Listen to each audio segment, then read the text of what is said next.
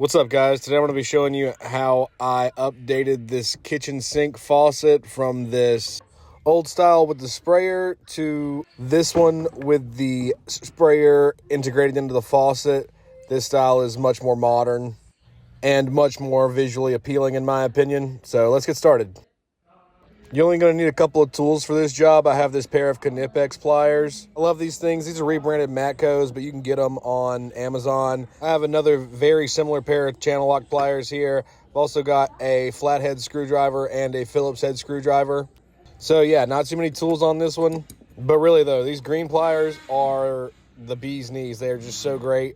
And you should definitely get yourself a pair for all kinds of work, not just fixing your sink. So to get started, you're going to get up under the sink. And there's going to be a pretty large nut that clamps down the faucet onto the actual sink fixture. And, you know, these can get really old and they're around water, so this might be pretty corroded on there.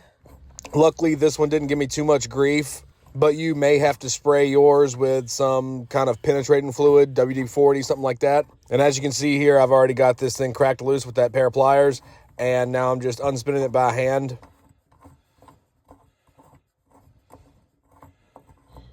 It'll also probably have a washer that comes with it, and so just kind of note the orientation of that, because whenever you put your new one in, you're going to have to put them in the same way. But like I said, this is pretty simple, guys.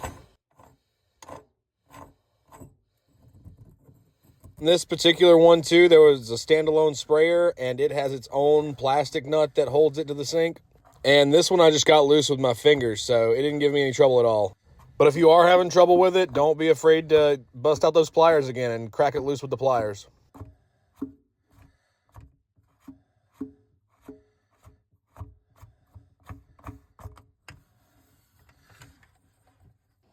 I didn't get the best shot of it here, but to redirect that sprayer, there's going to be some kind of fitting that you may have to undo. This one was plastic, and you kind of just pulled it up right there.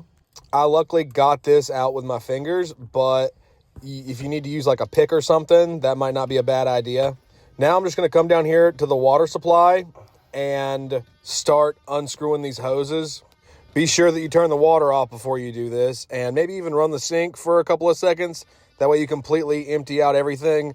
I did that, and I still ended up with a little bit of water on the floor, so I'm just getting a towel here because you will have to get on your back up under that sink again, and I don't want to be getting all wet. So yeah, after I've gotten that all the way off, I'll just lay it on the towel to let it drain out the rest of the way.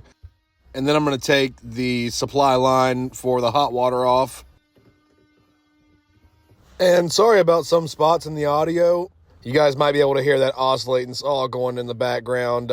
There was some other construction happening while I was here doing this job. So after you have those lines all the way off, you'll have to take that nut and that washer. You have to pull those hoses through. And I didn't really get it on camera because you got to use both hands. But there's that nut and that washer. And those hoses may be a little tight coming out through there. And after that, you should be able to pull the old faucet off.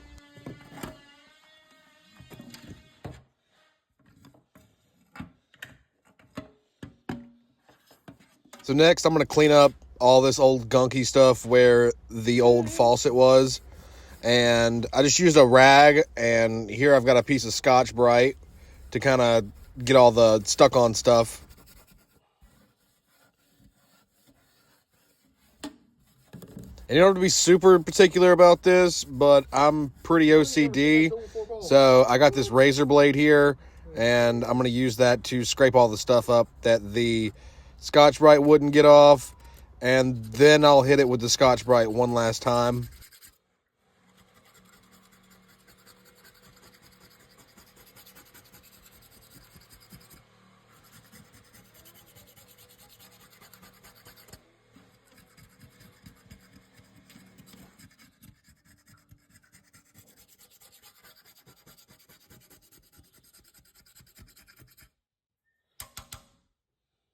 So here is our new faucet. Show her who's boss. Show her. And you can see the configuration towards the bottom is pretty similar to the old style of faucet.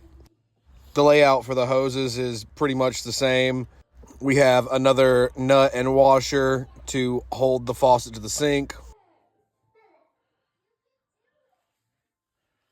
And there's a tiny little rubber gasket that goes between the base of the faucet and that neck piece where the water comes out. So after you've got it placed up top and you've got all your hoses run through, you can start by putting that nut and washer on. And again, it might be kind of difficult to squeeze all those hoses in there, but just take your time, do it one at a time. Here I am screwing that nut down.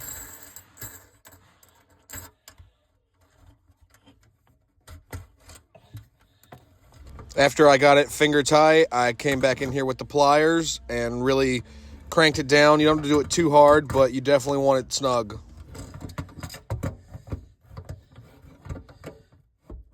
This nut also has some locking screws in it too. So with the flathead screwdriver, I just screwed those in, made sure they were snug. Again, they don't have to be crazy tight. They're just little flathead screws, and they make sure that that nut doesn't move. So after you've got that nut on, you can squeeze in the sprayer connection. And here I am hooking the supply lines back up. On this one, the hot water is labeled with a red hose. And here I am just snugging those down.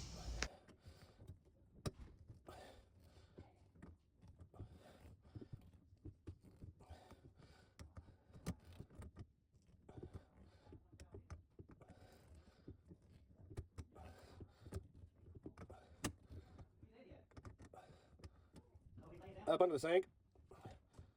So in order for that spray nozzle to retract back into the faucet, you're going to use this weight here. You're going to unscrew those screws and it'll come in half. What you're going to do is kind of measure out how much you want, to spray around the sink.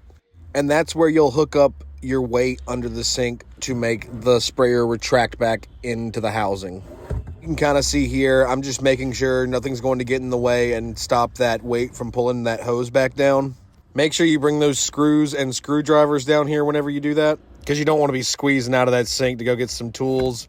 Here I am just testing the sprayer, making sure it goes back in. And after that, we should be ready to turn the water back on. Go ahead and make sure you don't have any leaks while you're under here. And it seems like the water's kicking on fine. The sprayer's working good.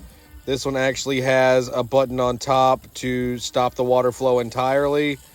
So just make sure you're checking all the functions on this thing. Make sure you don't have any leaks. And that's everything, guys. If you have any questions, leave me a comment.